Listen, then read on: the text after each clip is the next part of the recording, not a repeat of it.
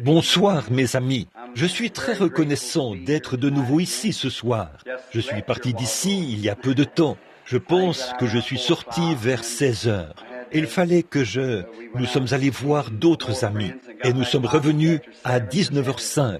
Il fallait que je redescende ici. Alors, je dois en quelque sorte chercher un sujet, Fresneville. Mais maintenant, il y a une requête. Quelqu'un vient d'appeler de Chattanooga, dans le Tennessee, au sujet d'un bien-aimé qui a eu un accident il y a 3 semaines et qui est inconscient depuis lors.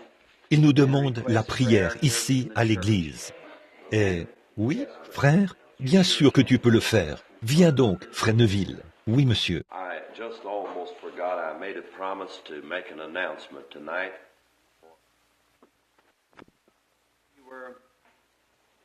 Nous parlions de Melchisédek, de qui il était, et nous sommes loin d'avoir terminé ce sujet-là. Mais peut-être que la prochaine fois que nous reviendrons, nous pourrons reprendre à partir de là, toujours dans l'Épître aux Hébreux. Mais ce soir, prenons le livre de Daniel. Vous qui avez vos Bibles, prenez Daniel 12. Nous allons en lire un petit bout et peut-être parler un peu de la parole de Dieu à partir du livre de Daniel. Bon, Daniel était le prophète qui avait été déporté de Jérusalem à Babylone, lors de la déportation à Babylone, par le roi Nebuchadnezzar. C'était un jeune homme quand il est allé à Babylone.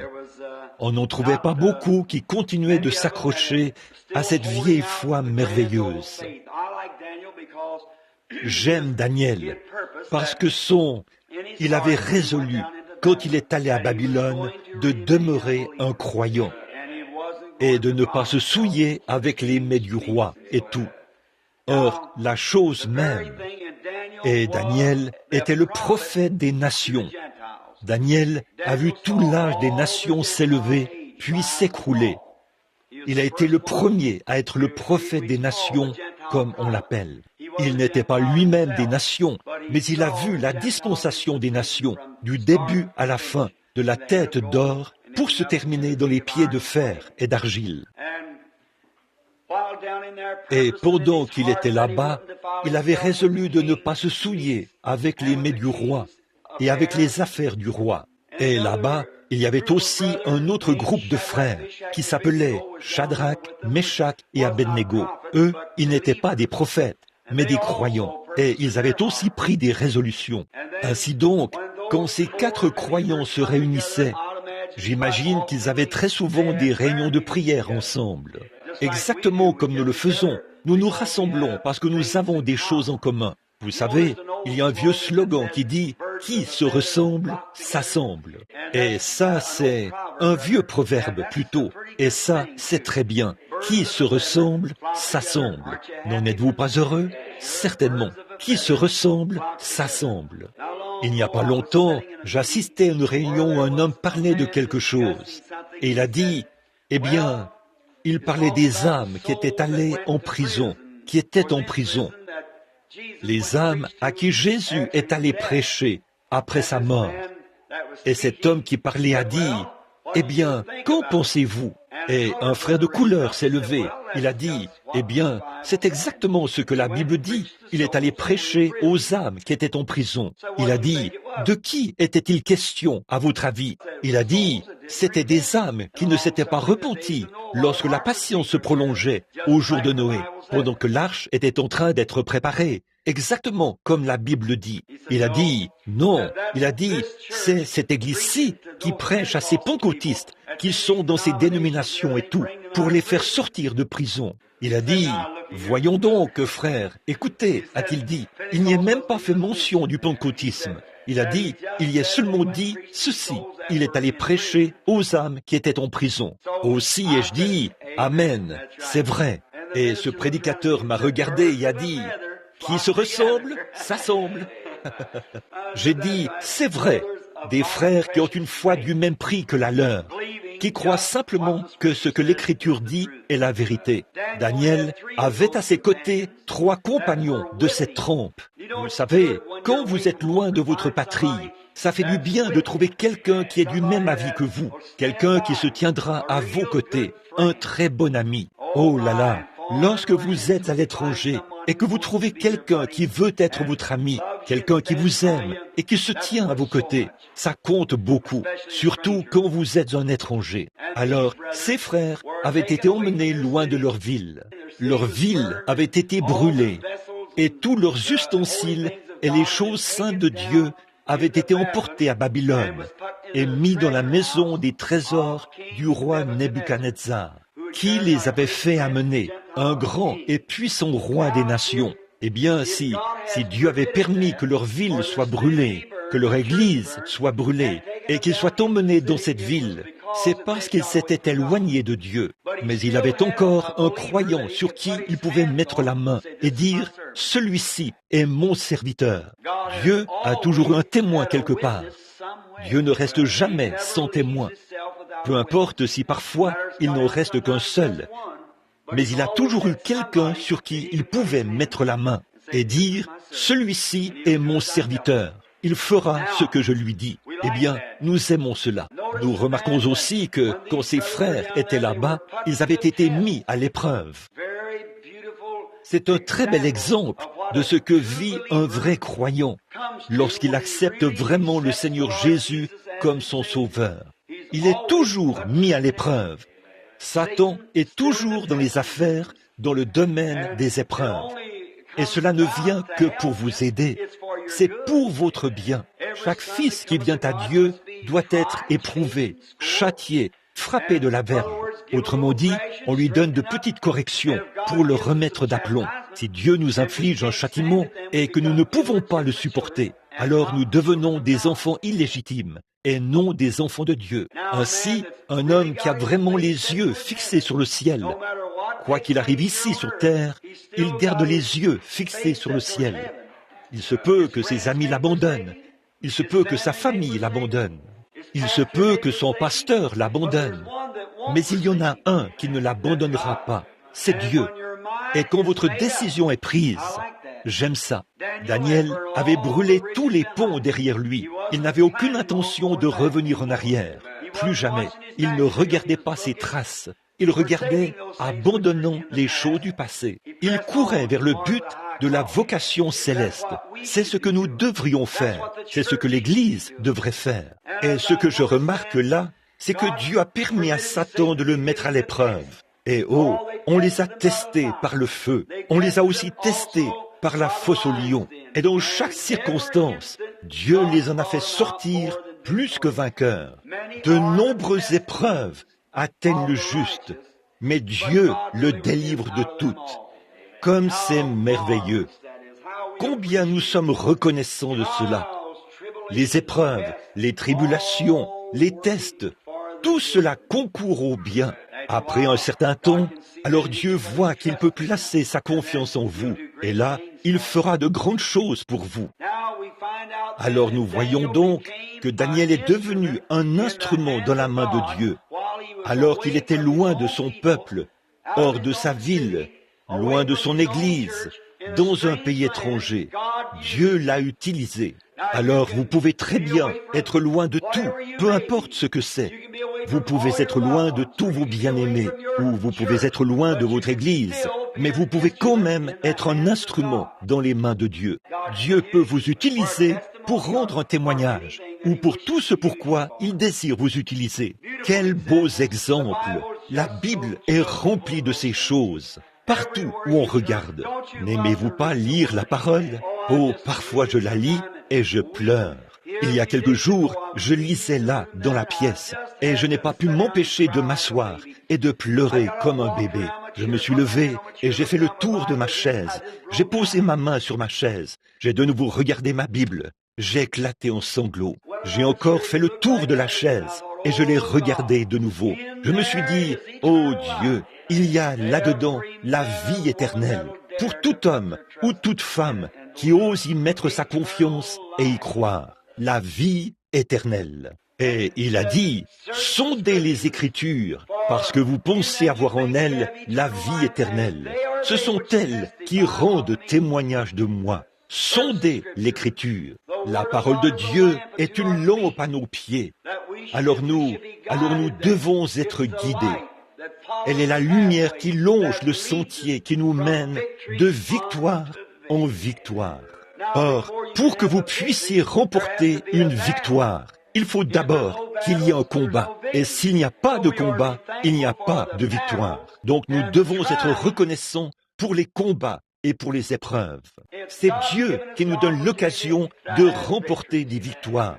Oh là là, n'est-ce pas que ça arrange un peu les choses, là? Voyez, le combat est venu. Quelqu'un a dit du mal de vous. La maladie vous a atteint. Peut-être que Dieu vous a donné ces légères afflictions pour pouvoir vous guérir et vous exprimer son approbation, vous montrer ce qu'il veut signifier par cela. Il vous aime. Il y a une vieille histoire de berger qu'on racontait là-bas, dans la Terre Sainte, à Jérusalem, au sujet d'un berger qui portait une brebis. Quelqu'un lui a dit, « Pourquoi la portes-tu » Il a répondu, « Elle a une patte cassée. » Il a dit, « Comment cela est-il arrivé? Est-elle tombée du haut d'une falaise ?» Il a répondu, « Non, je lui ai cassé la patte. » Il a dit, « Voyons, tu es un berger cruel de casser la patte de cette brebis. » Il a dit, « Non, je l'aime. » Et il a dit, « Elle s'égarait tout le temps. Je n'arrivais pas à l'amener à m'écouter. Alors, je lui ai cassé la patte pour pouvoir lui accorder plus d'attention,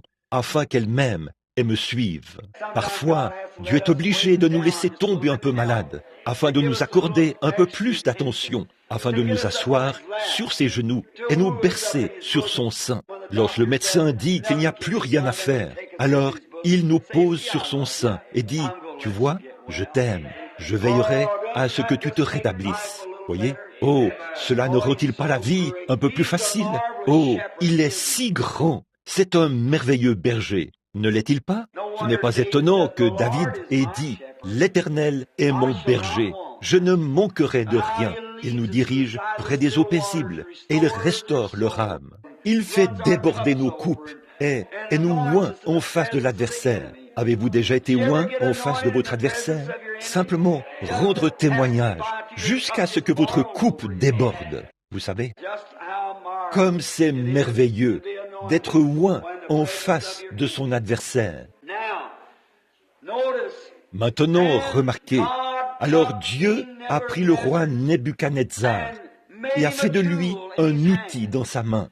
Et quand le roi Nebuchadnezzar est mort, après avoir, l'herbe avait poussé, ses cheveux étaient comme le lion ou comme les plumes des aigles, et ses ongles étaient semblables aux griffes de l'aigle, et tout. Et Dieu a dû lui faire savoir qui était le vrai roi. Après sa mort, son petit-fils, Belshazzar, lui a succédé. Et lui, il était plus méchant que le roi Nebuchadnezzar. Et un soir, là-bas, ils avaient une très grande fête. Ils avaient fait venir tous leurs magistrats et tous les officiers pour ces grandes réjouissances.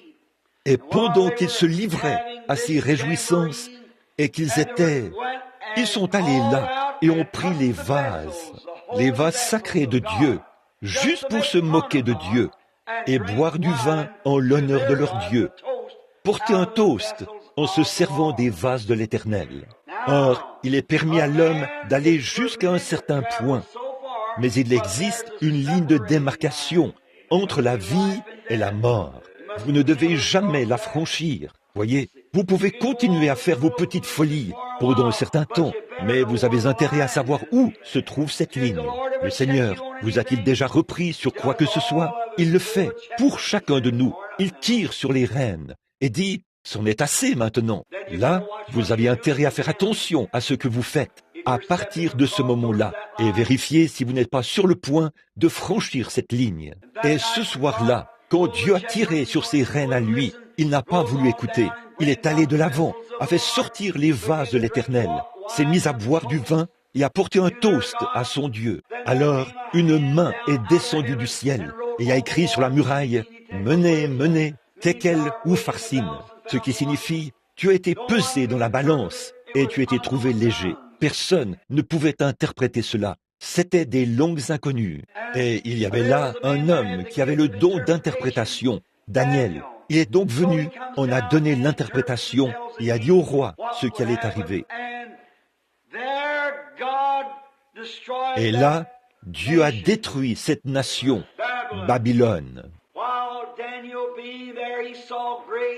Pendant que Daniel y vivait, il a eu de grandes visions et il a écrit à leur sujet pour cette grande consolation que nous avons aujourd'hui, puisqu'il a connu et a situé la fin du royaume des nations. Remarquez comme c'est parfait. Saisissez vraiment bien cela maintenant. Au moment de donner l'interprétation du songe du roi, il a d'abord vu une statue qui était debout dans le champ. Il était un homme spirituel. Il avait des songes, il avait des visions, et il donnait l'interprétation des songes. Dieu était avec lui, et tout le monde le savait. Et lorsqu'il a eu la vision, il a vu la tête d'or, la poitrine d'argent, les cuisses d'airain et les pieds de fer. Remarquez, chaque royaume était plus dur que le précédent. Le royaume du roi Nebuchadnezzar était la tête d'or. Il en a donné l'interprétation. Il lui a dit exactement comment ces royaumes allaient se succéder jusqu'à la fin. Là, remarquez, après l'or, qui est le métal le plus mou, vient l'argent, puis l'airain, et ensuite le fer. Plus dur, encore plus dur, plus froid et plus éloigné. Remarquez, donc, au milieu de tout cela, Daniel a vu cette statue jusqu'au moment où une pierre s'est détachée de la montagne, qui avait été détachée sans le secours d'aucune main. Elle a roulé jusqu'à frapper la statue et l'a brisée, la rendant comme du blé sur une aire en été. Et les vents l'ont emportée. Et cette pierre est devenue une grande montagne qui couvrait toute la terre et la mer. Il s'agissait là de la venue du Seigneur Jésus, qui est maintenant proche. Il est allé de l'avant. Un jour, alors qu'il était près du fleuve, il est entré en transe et a eu une vision. Beaucoup de ses compagnons n'avaient pas de vision, car cela n'avait été donné qu'à Daniel. Vous le voyez ? Quelqu'un peut se tenir tout près de vous et voir des choses que vous ne pouvez pas voir, qui vous sauveront la vie. C'est vrai. Quelqu'un a dit, « Je ne crois pas cela. Je n'ai jamais rien vu. » Parce qu'il ne vous a pas été donné de voir cela. Ceux qui étaient avec Paul, lorsque Paul a été projeté de son cheval et est tombé par terre, et qu'il s'est mis à se vautrer, pour ainsi dire, sur la terre, aucun d'eux n'a entendu la voix, ni vu la vision. C'est Paul qui l'a vu. Personne n'a vu l'étoile qui traversait le... Aucun observatoire ne l'a vu, sauf les mages. Il y a beaucoup de choses qui sont ainsi, que Dieu a destiné certaines personnes à voir, et d'autres ne peuvent pas les voir. Oh, j'aime ça. Lorsque Dieu, dans son infinie sagesse, a prédestiné ou établi d'avance que certaines choses doivent arriver, elles pourraient très bien arriver à la personne qui est assise juste à côté de vous, et vous n'en sauriez rien. Regardez ce qui s'est passé à Dothan, lorsqu'Élisée était là-bas, à Dothan, et qu'ils se sont tous retrouvés encerclés par les étrangers qui les avaient envahis, l'armée des Syriens, qui cherchait Élisée, le prophète. Étant donné qu'ils avaient remarqué que chaque fois que les Syriens venaient en Israël pour y faire la guerre, eh bien, les Israélites leur tendaient des embuscades. Alors, le roi de Syrie les a appelés et a dit, « Hé, un instant là, qui est pour nous et qui est pour Israël ?» Il a dit, « Quelqu'un de mon groupe est un espion qui dit à Israël par quel chemin nous arriverons, car ils sont toujours là à nous attendre. » Et il y avait là un homme qui était un peu spirituel. Il a dit, « Non, mon père, c'est plutôt le prophète Élisée, car depuis sa chambre à coucher, il connaît le prochain pas que vous allez faire. » Amen. Oh, quand les puissances atomiques commenceront à secouer, je suis si heureux que la parole de Dieu nous ait dit où aller. Fuyez vers le rocher, Jésus-Christ. Chaque homme qui s'y trouve est en sécurité. Rien ne peut vous faire du mal. Aucune bombe atomique, aucune bombe au cobalt, rien d'autre ne peut toucher celui que Dieu préserve. Il est à l'abri, en sécurité et ancré. Quelle merveilleuse espérance nous avons en Jésus-Christ. Remarquez, un homme l'accompagnait. C'était son serviteur, un garçon spirituel qui marchait avec le prophète et lui versait de l'eau sur les mains. Il occupait un poste important. Mais quand il a vu là l'armée des Syriens encercler Dothan, elle a cerné de toutes parts. Il a dit, « Mon père, regarde là-bas, comme ils sont nombreux. » Eh bien, nous sommes encerclés. Or ça, c'est le naturel. Quand tout semble aller de travers, on vous montre du doigt et on dit ceci, cela, et le médecin vous dit qu'il vous est impossible de guérir et tout. Il est alors tout naturel que vous disiez « Oh là là, c'est ma fin !» Mais Élisée a dit « Ceux qui sont avec nous sont plus nombreux que ceux qui sont avec eux. » Eh bien, vous pouvez imaginer comment ce prophète ou ce Géasi s'est senti, le serviteur. Il l'a regardé et a dit « Eh bien, je ne vois personne. » Il a dit « Oh Dieu, ouvre les yeux de ce jeune homme. » Et dès que Dieu a fait quelque chose, voici, c'est ça, saisissez cela. Quand Dieu a ouvert sa vue spirituelle, il y avait tout autour du prophète des chars de feu et des anges de feu. Eh bien, il a vu ces chars de feu étaient des milliers de fois plus nombreux que l'armée des Syriens. Les montagnes étaient en feu. Et il y avait là des anges de feu, des chevaux de feu, des chars de feu. Et la Bible dit, les anges de Dieu campent autour de ceux qui le craignent. C'est exactement la même chose ce soir. Je me demande ce qui arriverait si un homme ici, ce soir, avait la puissance nécessaire pour vous toucher les yeux et dire, regardez ceux qui sont debout tout autour de ce tabernacle ce soir. Vous seriez un membre de cette assemblée jusqu'à la fin de votre vie. Certainement, oui monsieur. Parfois, vous ne pouvez pas voir cela avec vos yeux naturels, mais vous pouvez en sentir l'impulsion, sentir que quelque chose est tout près. Un sixième sens qui indique que quelque chose est tout près. Regardez-le ce matin. Il a ouvert les oreilles des sourds et fait marcher ici les infirmes victimes de la polio, comme s'il n'y avait rien d'anormal chez eux. Qu'est-ce que c'est? C'est l'encens, ou je veux dire le sens, le sixième sens qui est conscient, l'esprit, que quelque chose est tout près. Ayez foi en Dieu. Eh bien, il n'a pas vu cela au départ. Mais Élisée n'a probablement pas vu cela. Par contre, il a demandé que les yeux du jeune homme puissent voir cela. Mais Élisée était conscient qu'ils étaient là. Amen. Une fois, Thomas a dit que je mette mes mains dans son côté. Jésus a dit, maintenant tu vois et tu crois. Combien plus grande sera la récompense de ceux qui croient sans avoir jamais vu. Ça, c'est nous ce soir. Quiconque croira sans voir. Et remarquez, Élisée s'est ensuite dirigé vers le lieu où se passait cet événement. Et il leur a dit, tout d'abord, la Bible dit que lorsqu'il est allé là-bas, il les a frappés d'aveuglement. Ils étaient aveugles et il est allé à leur rencontre. Chacun d'eux avait une vue parfaite, pour autant que je sache. Mais l'Écriture dit, ils étaient aveugles. Il y a quelques soirs, un homme m'a dit, si vous êtes un homme de Dieu, frappez-moi d'aveuglement. J'ai dit, vous êtes déjà aveugle. Voyez, déjà aveugle.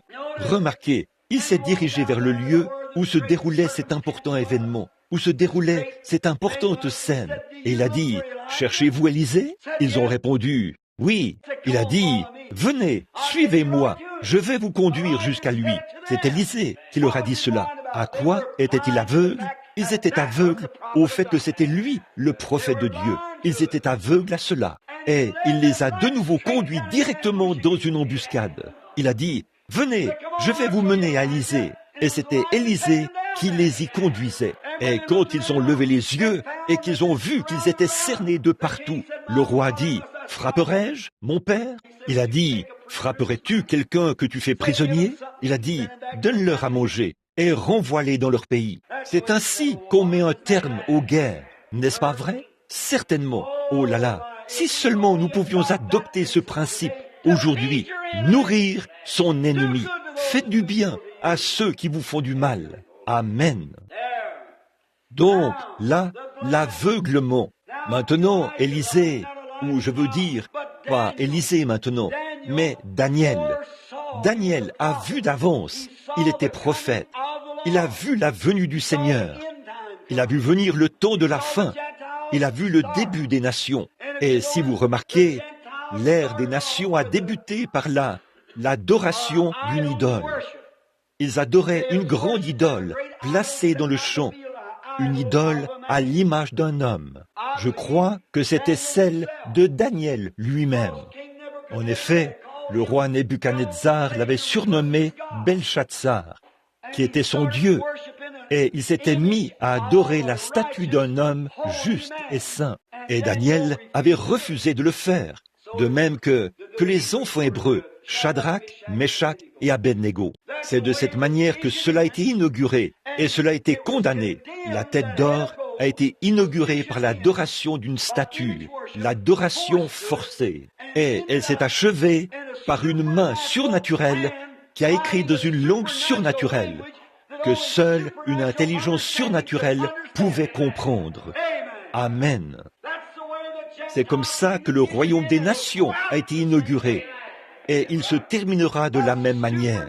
C'est vrai, par des œuvres surnaturelles, par une interprétation surnaturelle. Vous savez de quoi je parle, l'œuvre du surnaturel. Oh, comme c'est merveilleux! N'êtes-vous pas heureux ce soir de croire au surnaturel? Oui. Ainsi donc, après ces visions, il lui a montré exactement quelle serait la position des nations. Il lui a montré qu'il y avait encore tant d'années réservées aux Juifs. Il a dit, le Messie viendra, il prophétisera au cours des 70 semaines, soit 3 ans et demi. Au milieu de cela, il sera retranché, ce qui représente 7 ans. 70 semaines ont été fixées sur ton peuple, 7 ans de prophétie aux Juifs. Il a dit, et le Messie, le Prince, viendra et prophétisera. Au milieu des 7 semaines, des 7 jours, il sera retranché. C'est l'abomination qui cause la désolation, qui se dressera à sa place. Et ils fouleront aux pieds les murailles de Jérusalem, ces gens des nations, pendant un temps, des temps et la moitié d'un temps.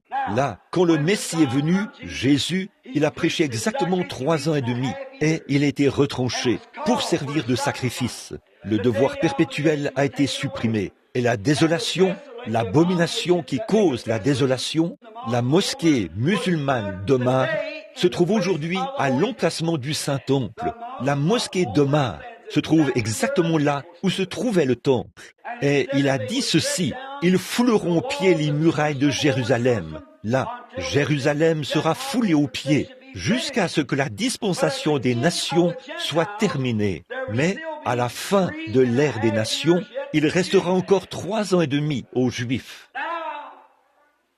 Maintenant, remarquez l'une des choses les plus frappantes de l'histoire prophétique. Je ne prétends pas connaître la prophétie de la Bible, mais ceci, c'est comme lire un journal. C'est plus clair. Et ce que nous lisons ici, nous savons que c'est la vérité. Remarquez, 2000, oui, ça fait 2500 ans que les Juifs ont été dispersés dans toutes les nations qu'il y a sous le ciel. De même que Dieu avait endurci le cœur de Pharaon afin de les ramener. Il a endurci le cœur de Hitler, le cœur de Mussolini, et ainsi de suite, si bien qu'il les a poussés à rentrer en Palestine. Une fois de retour, ils sont redevenus une nation. Et le 6 mai 1947, le drapeau juif a flotté sur Israël pour la première fois depuis 2500 ans. Le drapeau le plus ancien du monde a flotté pour la première fois depuis 2500 ans.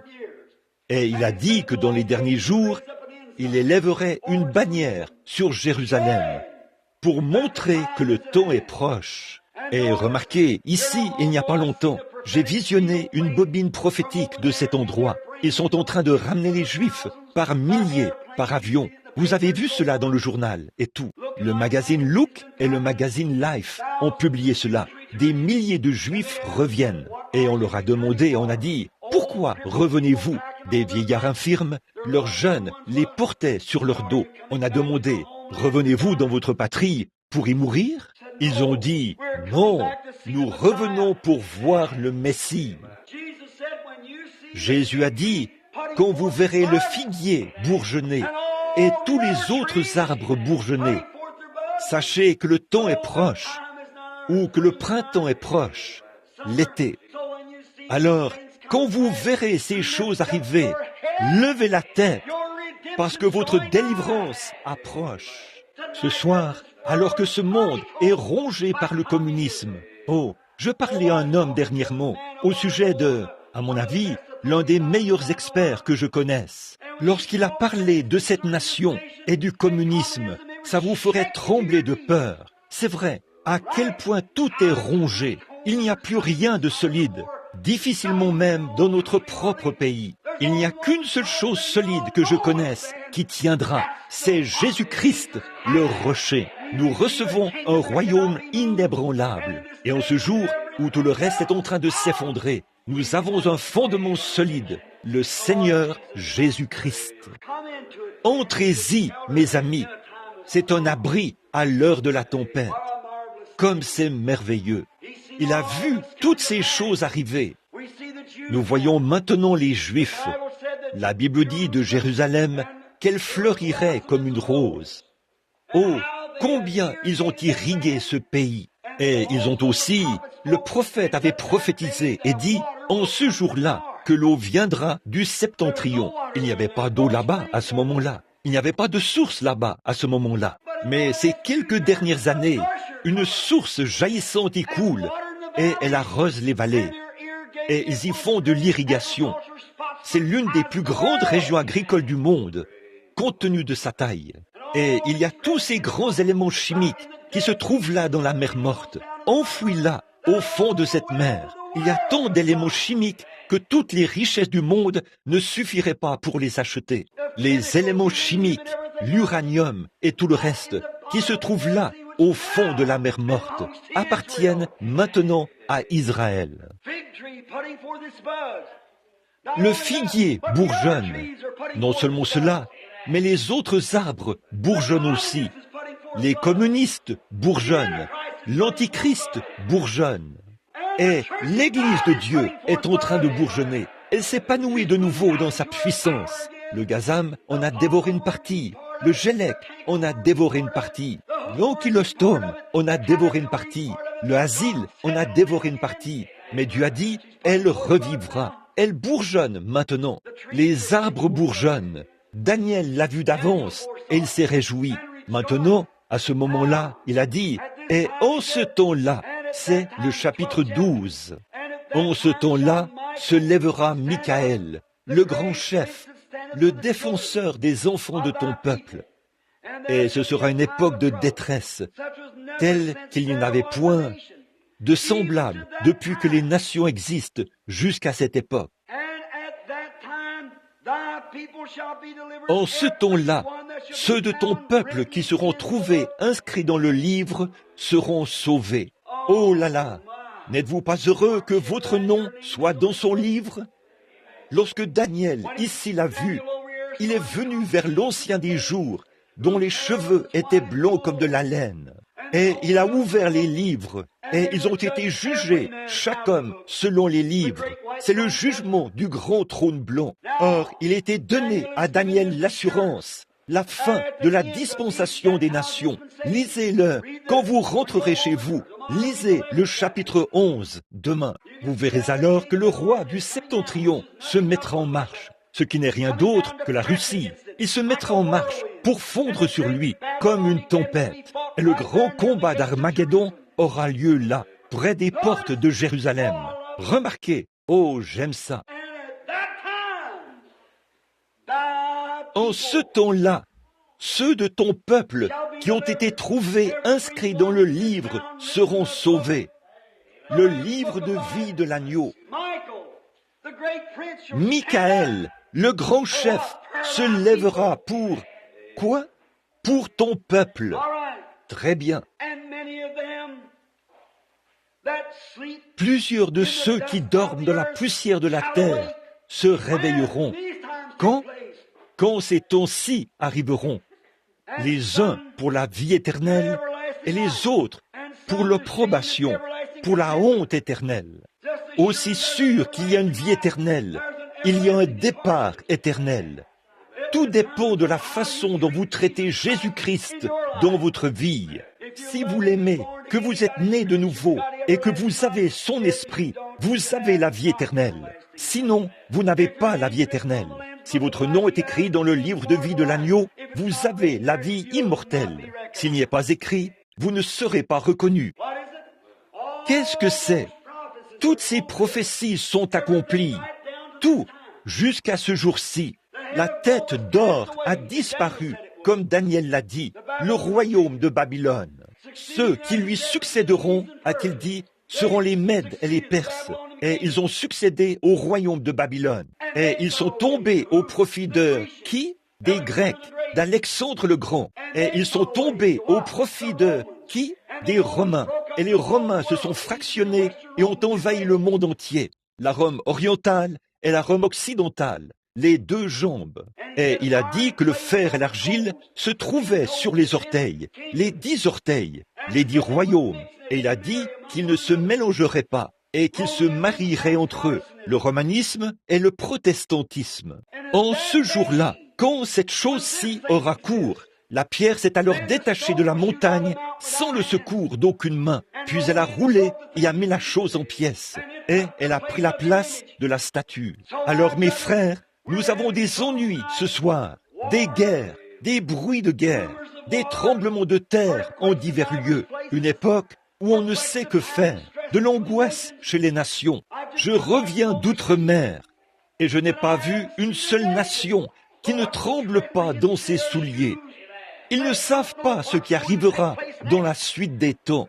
Mais ne sommes-nous pas reconnaissants ce soir de savoir ce qui arrivera dans la suite des temps? Le Seigneur Jésus-Christ viendra une seconde fois, en gloire et en majesté. Et tout homme ou toute femme qui sera trouvé inscrit dans le livre de vie de l'agneau ressuscitera avec ses bien-aimés pour aller à la rencontre du Seigneur dans les airs. Oh, comme c'est merveilleux! C'est pour cette raison que nous disons, notre espoir n'est fondé sur rien d'autre que sur le sang de Jésus et sur sa justice. Quand tout ce qui environne mon âme s'effondre, il est toute notre espérance et notre soutien. En ce temps-là se lèvera Michael, le grand chef. Michael était Christ, bien sûr, celui qui avait mené les guerres au ciel, entre les êtres angéliques et le diable. Satan et Michael ont combattu ensemble, ou se sont battus l'un contre l'autre plutôt. Ainsi donc, en ce temps-là, a-t-il dit, tous ceux qui seront trouvés inscrits dans le livre seront sauvés. Et ceux qui auront pratiqué la justice, regardez bien ceci.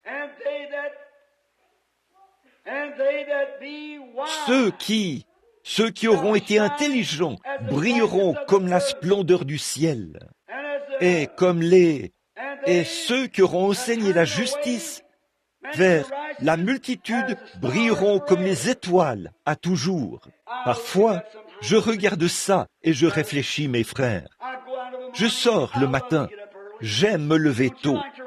N'aimez-vous pas vous lever tôt? Je me souviens de la fois où les frères et moi étions dans les montagnes. Nous nous levions très tôt le matin, vers 4 heures. Nous regardions et l'étoile du matin était suspendue là. Il fait très sombre juste avant l'aube. Nous voyons les ténèbres s'accumuler en ce moment. Qu'est-ce que c'est? C'est la lumière qui fait pression sur les ténèbres. L'un doit céder la place à l'autre. Tous les animaux rampants qui se sont promenés ici et là pendant la nuit, dès que le soleil se lève, ils se cachent quand la lumière brille. La nuit et l'obscurité, la nuit et la lumière ne peuvent pas coexister dans le même bâtiment. C'est soit l'obscurité, soit la lumière. Et la lumière est bien plus puissante que les ténèbres. De même, Christ est bien plus puissant que tous les ennemis du monde. Eh bien, les hommes de science nous enseignent que quand la lumière commence à paraître, elle comprime les ténèbres. Et les ténèbres rassemblent toutes leurs troupes pour combattre la lumière. Mais la lumière prévaut et brille. Et la Bible dit que dans les derniers jours, Satan rôderait comme un lion rugissant. Aujourd'hui, il est en train de rassembler tous ses ennemis, tous ses amis, qui sont nos ennemis. Il est en train de les rassembler. Il les regroupe sous un grand chef, la marque de la bête, dans les milieux ecclésiastiques, la confédération des églises. Ils s'unissent tous et forment une grande organisation, exactement comme le catholicisme. Et les empires du monde sont en train de s'unir et de former une grande chefferie là-bas, dans le domaine politique qu'on appelle le communisme. Et la lumière de Dieu continue de faire pression. Qu'est-ce qui se passe en même temps pour que cela se fasse? L'Église chrétienne, l'Église du Dieu vivant, est en train d'être ointe. Elle est en train de recevoir la puissance. Elle est en train de recevoir le Saint-Esprit. L'année dernière, Dans les milieux du plein évangile, il y a eu 1 500 000 conversions. Le plus grand mouvement qui ait balayé le pays depuis des années et des années. Nous ne sommes plus dans des ruelles. Nous sommes sur le boulevard, alléluia. Nous ne sommes plus dans des hangars. 1 500 000 conversions dans les rangs du plein évangile. L'année dernière, ils ont eu plus de succès que le catholicisme et tout le reste. Oh là là, qu'est-ce que c'est? C'est la lumière qui se rassemble. De grands services de guérison ont sillonné le globe. Alléluia. Tout là-bas, à Formose, des campagnes de guérison ont lieu. Tout là-bas, au Japon, des campagnes de guérison ont lieu. Là-bas, dans les régions glaciales du Nord, des campagnes de guérison ont lieu. Partout dans le monde, il y a des campagnes de guérison. Alléluia. Les hommes reçoivent le Saint-Esprit partout. Nous sommes au temps de la fin. Qu'est-ce que ça fait? Alors le diable dit, c'est maintenant mon heure. Il rassemble ses forces. La Confédération des Églises essaye d'arrêter cela. Ils disent, ce n'est rien d'autre qu'un tas de caisses de résonance. Ça ne vaut rien. Tout ça, c'est du fanatisme. L'œuvre du surnaturel, ça n'existe pas. Et au même moment, le chef de l'américain de l'association médicale écrit un article dans le journal dans lequel il dit « Nul n'a le droit d'entrer dans une chambre de malade pour assister quelqu'un s'il ne croit pas au Dieu Tout-Puissant et qu'il ne l'accepte pas comme son assistant. » Le magazine Le Héros chrétien a interviewé des médecins le mois dernier et a publié des articles que je ne pourrais pas écrire moi-même si j'essayais de m'en vanter. Qu'est-ce que c'est? En dépit de tout, Dieu fera en sorte que ses ennemis rendent témoignage de sa gloire. Oui, monsieur, le médecin dit, tout ce que nous faisons se limite à prodiguer des soins, mais c'est Dieu qui guérit. J'ai dit, c'est seulement maintenant que ces grands hommes découvrent ce que nous, les nigauds, savions depuis toujours. C'est vrai, un de ces glorieux jours, vous verrez que cette quantité de puissance qui transforme les prostituées en dames et les ivrognes en gentlemen et en chrétiens, c'est la puissance même qui les élèvera de cette terre et les emmènera à la maison dans l'enlèvement vers la gloire. Il se peut qu'il soit trop tard. Il se peut qu'il soit trop tard pour beaucoup de gens. En ce jour-là, Michael se lèvera pour le peuple. Il ne se lèvera pas pour les nations. Il se lèvera pour le peuple. Plusieurs de ceux qui dorment dans la poussière de la terre, certains se réveilleront pour l'opprobre, pour la honte éternelle. Mais ceux qui auront la sagesse et qui auront enseigné la justice à la multitude brilleront comme les étoiles, à toujours et à perpétuité. Alléluia! Une tente ou une maison, que m'importe. On construit un beau palais pour moi là-bas. Venez m'y rendre visite un de ces jours. Qu'est-ce? Il m'est arrivé de sortir et d'observer cette glorieuse étoile du matin, alors qu'elle commençait à se déplacer là-haut. Qu'annonce l'étoile du matin? L'étoile du matin ne fait que refléter la lumière suprême du soleil qui apparaît. Est-ce vrai? L'étoile du matin, la raison pour laquelle elle est si brillante. Savez-vous pourquoi? Le soleil est très proche d'elle. Il exerce une pression et l'étoile du matin salue la venue du soleil. Très bien, vous, étoile du matin, il est temps de saluer sa venue. Brillez, étoile du matin, levez-vous tôt.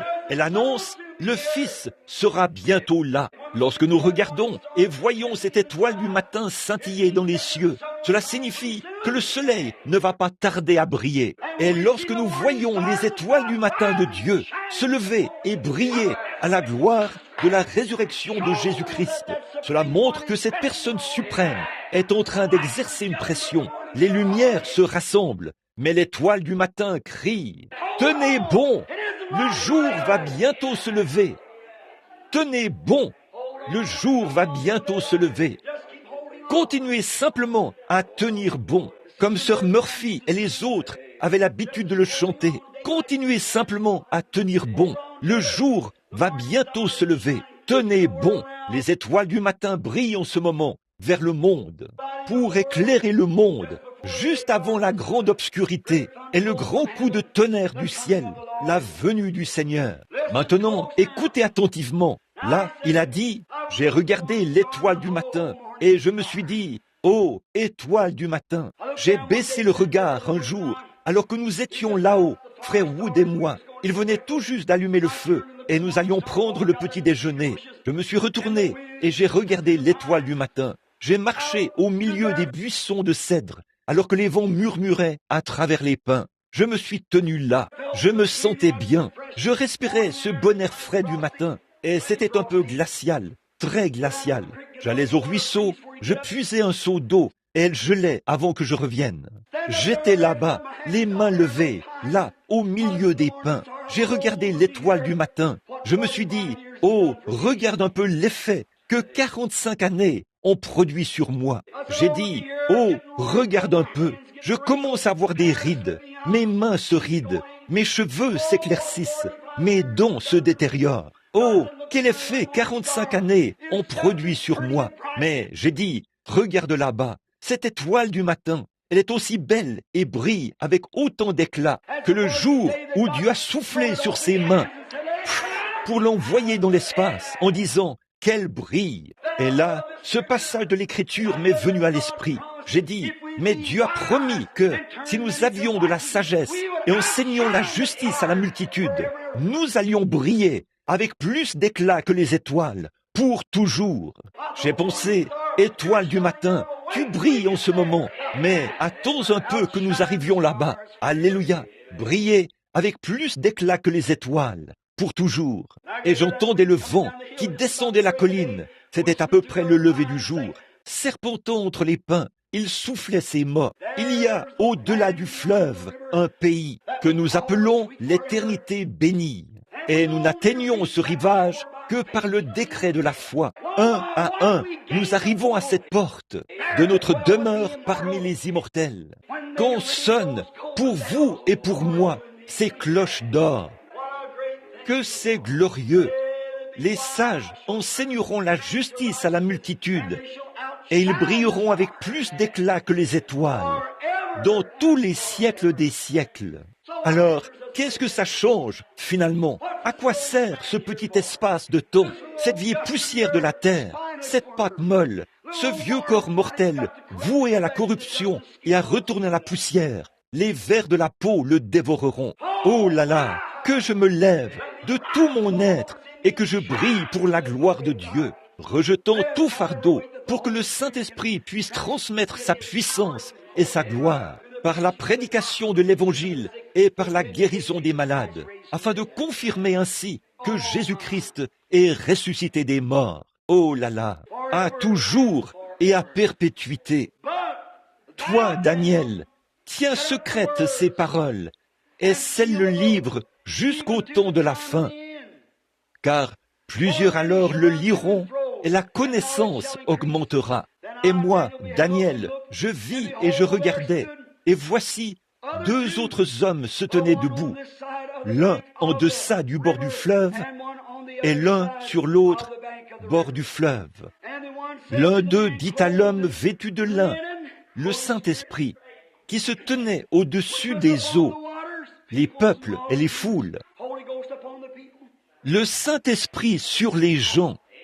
Oh, alléluia, le Saint-Esprit. Apocalypse 15, 16 dit que les masses et les foules.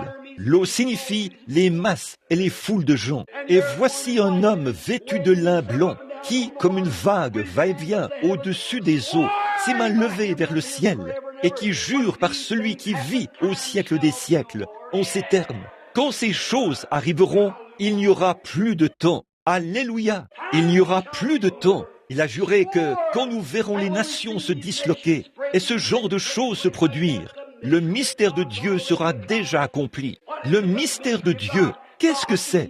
Dieu en vous, l'espérance de la gloire, dans la splendeur du baptême du Saint-Esprit. Alors il a dit, lorsque ces choses arriveront, il n'y aura plus de temps.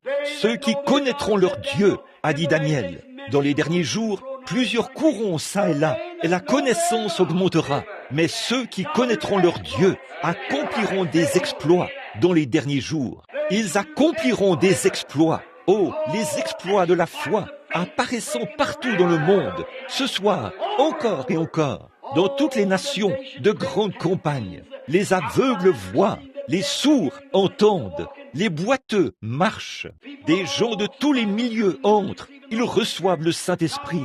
Non seulement les pauvres et les indigents, mais les millionnaires et tout. Dieu revêt chacun d'eux de son manteau et il les invite au souper des noces. Et Melchisédek, le glorieux souverain sacrificateur, viendra un de ces jours et nous mangerons à nouveau la communion avec lui dans le royaume de Dieu, un de ces grands et glorieux jours. Oh, je suis si heureux ce soir d'être dans son royaume. Oui, monsieur, un glorieux jour, un merveilleux jour. Il n'y aura plus de temps. Vous voyez, nous venons de l'éternité. Nous existions avant qu'il y ait un monde. Le saviez-vous? Dieu a créé l'homme à son image. Où étais-tu? A-t-il demandé à Job. Lorsque Job pensait avoir de la sagesse, il lui a demandé, où étais-tu quand je fondais le monde, avant que j'en pose le fondement, alors que les fils de Dieu éclataient en chants d'allégresse, et que les étoiles du matin poussaient des cris de joie. Les étoiles du matin poussaient des cris de joie. Celles qui brillaient poussaient des cris de joie quand elles ont vu qu'un jour, elles auraient leur demeure ici sur la terre, et que le roi Melchisédek viendrait dans la justice de Dieu et donnerait sa vie pour nous racheter pour Dieu. Nous serons alors rétablis et nous brillerons avec plus d'éclat que les étoiles à toujours et à perpétuité. Où étais-tu quand je fondais le monde? Dis, où en sont les attaches? Dis-moi, quelles en sont les bases? Il a dit, Saint toi, je veux te parler comme on parle à un homme.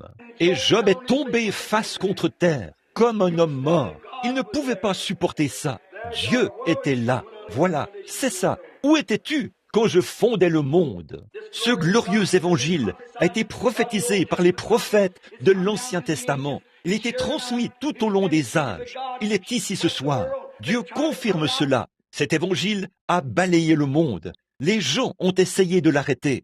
Mais essayez donc d'éteindre un feu par un jour de grand vent, alors qu'il y a du bois sec tout autour. Voyons, vous n'y arriverez pas. Plus vous combattrez cela, plus vous lui apporterez du vent. Plus vous lui apporterez du vent, plus il brûlera. C'est tout. Nous avions l'habitude de faire un petit feu là-bas, dans les montagnes. Quand j'essayais d'allumer le feu tôt le matin, j'allais là et je mettais des morceaux de bois sur cela. Et ça se mettait à faire de la fumée. Je savais que tant qu'il y avait un peu de fumée, c'est qu'il y avait du feu quelque part. La seule chose que j'avais à faire, c'était de me servir de mon chapeau pour l'attiser. Et le feu finissait par prendre. C'est ce dont l'Église a besoin aujourd'hui, d'être de nouveau attisée par un puissant vent impétueux, comme celui qui est descendu le jour de la Pentecôte, de sorte que cela la ramène de nouveau dans la foi, pour qu'elle reçoive le Seigneur Jésus-Christ lors de sa venue dans la gloire. Regardez les signes, les prodiges, les choses mystérieuses qui se produisent, des tremblements de terre en divers lieux, des rats de marée qui déferlent sur le rivage, exactement comme Jésus a dit qu'il en serait. Le cœur des hommes qui défaille, la peur. Oh, qui sera celui qui lancera la première bombe au cobalt? Que va-t-il se passer? En quelques heures, le monde entier sera anéanti. Voyons, nous serions dans la présence de Dieu avant même qu'elle ne tombe de l'avion. C'est vrai, que va-t-il se passer? Il ne restera rien, mais nous laisserons tomber ce vieux vêtement de chair et nous monterons pour saisir le prix éternel. Prions en traversant les airs. Adieu, précieuse heure de la prière. Tout sera terminé et nous rentrerons à la maison. Nous déposerons ce vieux corps. Nous les changerons là-bas contre une couronne et une robe qui ne se flétriront pas. Nous serons changés d'un vieil homme ou d'une vieille femme en une jeune personne. Nous vivrons au siècle des siècles et nous brillerons avec plus d'éclat. Nous revêtirons l'immortalité et nous marcherons dans les rues de la gloire, dans la présence du Seigneur Jésus-Christ. Nous chanterons « Gloire à Dieu au plus haut des cieux ». Il a fait de grandes choses au milieu de nous. Pendant que nous sommes dans ce voyage aujourd'hui et que la puissance de Dieu confirme tout, de toutes parts, regardons autour de nous et voyons où nous en sommes. Regardons comme le figuier bourgeonne. Regardons comme les autres arbres bourgeonnent. Regardons comme les nations bourgeonnent. Regardons comme l'Église du Saint-Esprit bourgeonne. Regardons comme la Pentecôte se répète. Elle revient avec les mêmes signes et les mêmes prodiges. Alléluia. Prions. Père Céleste, nous te remercions ce soir pour la puissance de la résurrection de Jésus-Christ, pour son grand être suprême, pour son onction du Saint-Esprit. Nous te remercions parce qu'il est ici maintenant, vivant, toujours vivant, et qu'il intercède sur la base de notre confession. Nous te remercions pour sa puissance de guérison qui nous a arrachés comme des tisons, Seigneur, et qui nous a fait sortir de la tombe, qui nous a relevés, a renouvelé nos forces et nous a donné la puissance afin que nous puissions aller de l'avant et briller ici au milieu de ces ténèbres. Nous te remercions pour tout ceci. Père, nous te prions de bénir tous ceux qui ne sont pas sauvés. Bénis tous les sauvés. Accorde le Père. Guéris tous les malades. Reçois la gloire. Bénis ce petit tabernacle. Bénis le peuple. Bénis frère Neville, le pasteur. Bénis tous les diacres, les administrateurs.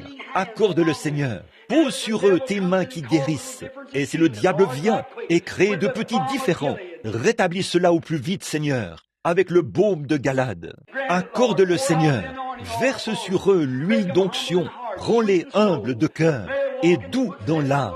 Puissent-ils marcher dans les traces de pas du Seigneur Jésus, si des choses physiques leur arrivent et qu'ils tombent malades.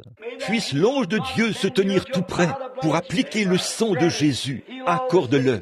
Guéris toutes les maladies. Aide-moi, Seigneur, alors que je m'avance là-bas dans les champs de mission et que je vois ces grands besoins. Comme le besoin est grand aujourd'hui, des millions de gens sont morts. 144 000 païens sont morts aujourd'hui sans connaître Christ. Aide-moi, Dieu bien-aimé. Bénis-nous tous ensemble. Et un de ces jours, fais-nous quitter cette terre pour aller là-haut, Seigneur, afin que nous nous asseyions avec toi sur ton trône, là-haut, dans les lieux célestes, en Jésus-Christ. Accorde-le, Père. D'ici là, puissions-nous posséder la santé et la force, car c'est au nom de Jésus que nous le demandons. Amen. Oh, I want to see him. I want to look upon his face. There to sing forever of his saving grace. On the streets of glory, that is my boy. I carry all that home and back, ever to rejoice. As I travel through this land, singing as I go, burning souls to Calvary, to the crimson flow. Many arrows makes my soul from without within, but my Lord leads me on, to him I must cling. Oh, I want to see upon his face, there to sing forever on his saving grace, on the streets of glory. Our tears all pass, oh, let that ever be joy. Maintenant, écoutez, juste un instant. Combien y a-t-il de méthodistes ici? Levez la main. Les méthodistes. Combien y a-t-il de baptistes ici? Levez la main. Combien y a-t-il de presbytériens ici? Levez la main. Combien de nazaréens? Levez la main. Combien de pentecôtistes? Levez la main. Combien de luthériens? Levez la main. Eh bien, nous sommes tous ici. Regardez ce beau grand groupe de gens mélangés, tous assis au même endroit, dans les lieux célestes, en train de se réjouir dans la bénédiction.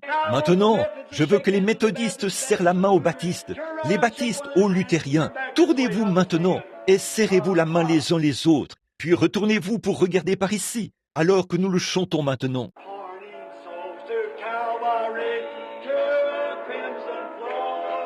Oh, many arrows makes my soul from without within, but my Lord leads me on, to him I must cling. Oh, I want to see, look upon his face, up there and sing forever, on his saving grace, on the street of glory, there is my God, a kiss on that, home and life, ever to rejoice. Cela ne vous fait-il pas du bien? Cela ne vous donne-t-il pas l'impression que vous êtes tous Combien y a-t-il de chrétiens ici? Levez la main. Que tous ceux qui croient au Seigneur Jésus-Christ lèvent la main. Oh là là, comme c'est merveilleux. Maintenant, alors que nous nous séparons et que chacun de nous rentre chez lui, allons-y dans une atmosphère de prière. Chantons à présent notre bon vieux cantique que nous avons l'habitude de chanter en nous séparant. Combien le connaissent? Revêt-toi du nom de Jésus. Tous ensemble maintenant, chantons.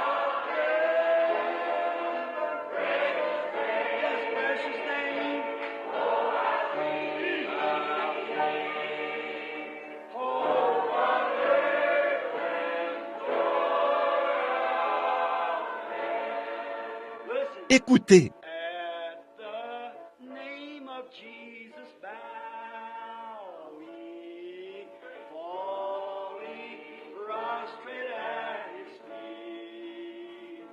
King of kings, heaven will crown him. Oh, when our journey is complete, precious